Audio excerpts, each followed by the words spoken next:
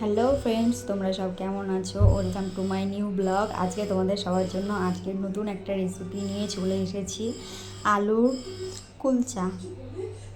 কুলচাটা বানানোর জন্য প্রথমে আমি 3টে আলু নিয়ে নিয়েছি, সেটাকে ম্যাশ করে নিয়ে তার মধ্যে একটু কোচানো পেঁয়াজ, ধনেপাতা, জিরের গুঁড়ো, গোলমরিচ গুঁড়ো, জিরের গুঁড়ো সব কিছু দিয়ে ওটা মেখে আমি এবার ময়দাটা মেখে নেবো। ময়দাটা ডো করবো ছোটো ছোটো। ময়দাটা আমি পুরোপুরি ইস্ট ছাড়া মেখেছি। এবার ময়দাটা একটু গোল করে পুর করে নিয়ে পুরটা ঢুকিয়ে হালকা হাতে বেলে নিলেই ব্যাস কুলচার ময়দা রেডি। এর উপরে আমি একটু কালো তিল, একটু সাদা তিল দিয়ে দিয়েছি, কালো জিরে সাদা তিল। তোমরা এটা অপশনাল, দিতেও পারো না দিতেও পারো, কোনো ব্যাপার না। তারপর উল্টে পাল্টে ভেজে তোমাদের পছন্দ মতন ঘি, বাটার, সাদা তেল, যে যেটা খুশি সেটা দিয়ে রেডি।